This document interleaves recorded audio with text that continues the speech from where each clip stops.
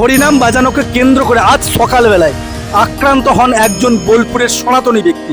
তার গলার তুলসী মালা ধরে নাকি টানাটানি করে, তার বুকের মধ্যে কিল ঘুষি চালানো হয় এবং অবশেষে তাকে ধারালো অস্ত্র দিয়ে আক্রমণ করেন। হ্যাঁ, বোলপুর সিএন হসপিটাল সংলগ্নে মহাপ্রভুর নিরামিষ হোটেলের যে মালিক শ্যামলনাথ, তার উপরে আজকে সকালে দুষ্কৃতীরা চড়াও হন ধারালো অস্ত্র দিয়ে। এরকমই অভিযোগ তুলছে ওখানে বোলপুরবাসীরা এবং আশেপাশের প্রতিবেশীরা। দীর্ঘ 12-13 বছর হলো আমি আমার দোকানের উপরে দুটো মাইক সকাল সন্ধ্যে হরিনাম বাজাই, শুধু হরিনাম, এবং সেটা 18-20 ডেসিবেলের মধ্যে। তো কারো কোনো সমস্যা বা কারো অমঙ্গল করে আমি হরিনাম বাজাই না বা হরিনাম করি। তো আমি সনাতনী, আমার ভালো লাগে, আমি হরিনামটা নিয়ে থাকি। যেমন বৈশাখ মাসের সকাল সন্ধ্যাবেলায় 30 দিন আমি এখানকার লোকজনদের নিয়ে, ছেলে মেয়েদের নিয়ে হরিনাম বেরোই, 30 দিন হরিনাম করি।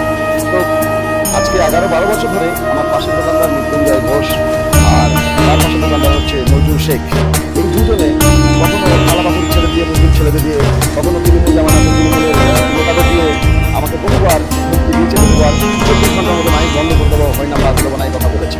তো সেদিনগুলো আমি একাই রুখে দাঁড়িয়েছি। আমি বলেছিলাম যে হরিনাম বন্ধ করতে হলে বহু ভয়ঙ্কর ঘটনা ঘটে যাবে, খুব সাবধানে থাকা যাবে। আজকে যেটা ঘটলো, আজকে আর আমি নিজে সামলাতে পারলাম না। ওই নজরুল শেখ আর ওই মৃত্যুঞ্জয় ঘোষ আর নজরুল শেখের স্ত্রীকে সামনে আগিয়ে দিয়ে হঠাৎ করে সকালবেলায় একদম আমার প্রতি হঠাৎ করে আক্রমণ, এই বুকে পিঠে দিলে ঘুষি মারলো প্রচুর, আর লোহার কিছু একটা জিনিস দিয়ে এই জায়গাটা আমাকে এমন টেনে দিল,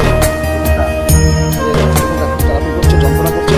আর সব থেকে যেটা আমার আঘাত লেগেছে, আমি সনাতনী, আমার এই সাধনার মালাগুলো মুসলিমের ছেলে হয়ে এই হিন্দু মির্জাপুর মৃত্যুঞ্জয় ঘোষ এরা আমার মালাটা ধরে টানলো, এটা আমার আঘাত লেগেছে।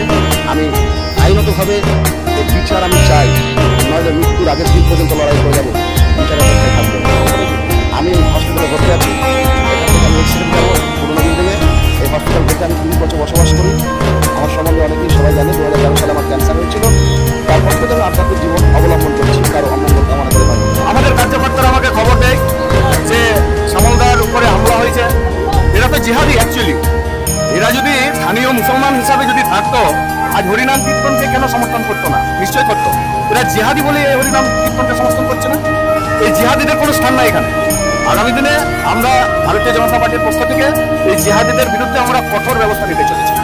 এরা যদি এরকম করতে থাকে, আজকে শ্যামলনাথ হরিনাম কীর্তন শুধু বাজিয়েছে সারাদিনের জন্য নয়, উনি শুধু বাজান ওই সকাল দোকান খোলার জন্য এবং বন্ধ করার ব্রহ্মমূত্র উনি বাজান।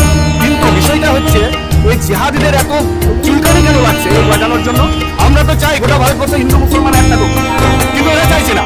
এরা যদি সেটাই মনে মনে ভেবে থাকে যে আজ হরিনাম কীর্তন করতে দেবো না, আমরাও বলে রাখছি এই জিহাদিদের কোনো স্থান রাখবো না আমরা এখানে। হরিং মাস্টার আর নজরুল এরা দুজন মিলে এলাকায় কিন্তু একটা বাজে সন্ত্রাস তৈরি করেছে। ওরা এখানে ব্যবসা করে এবং ওদের প্রবলেম যে এখানে নাকি একটা ঠাকুরের গান বাজানো হয়, সেটা নিয়ে মানুষটা মানে শ্যামলনাথ মানুষটা এত ভালো, সেই মানুষটাকে আজকে ওরা মিলিতভাবে চড়া হয়েছিল সকালবেলা, চড়া হয়ে ওকে মারধর করে এবং হসপিটালে ভর্তি। আমরা সুস্থ বিচার চাই। আশেপাশের প্রতিবেশীরা, তারপরে ওখানকার স্থানীয় বাসিন্দারা ওকে নিয়ে যান হসপিটালে অ্যাডমিট করায় এবং উত্তেজিত জনতা এই প্রশ্নর জবাব চাইছে যে কেন বারবার সনাতনীদের ওপরে আক্রান্ত হতে হবে। আজকে হরিনাম বাজানোকে কেন্দ্র করে একটা ছোট জিনিসকে ইস্যু করে আজকে একটা এত বড় ঘটনা ঘটিয়ে দিল, পা ধরে টানাটানি করলো, তার ওপর ধারালো অস্ত্র দিয়ে তাকে আক্রান্ত করলো। কাদের সাহস এত, কারা বারবার সনাতনীদের উপরে আক্রমণ করছে? সকালবেলায় হরিনাম বাজানো এটা কি অপরাধ? কারণ এই জিনিসটা বিগত 6 বছর ধরে উনি করে আসছেন। প্রত্যেক দিনকার মতন আজকে সকালেও সেই একই কাজ তিনি করেন। তারপরে আস্তে আস্তে বচসা থেকে তার উপরে চড়াও হয় এবং চড়াও হওয়ার পরে গলার কণ্ঠিতে মালা ধরে টানেন এবং তারপরে অবশেষে তাকে ধারালো অস্ত্র দিয়ে আক্রান্ত করা হলো। চিকিৎসাধীন রয়েছেন এই মুহূর্তে।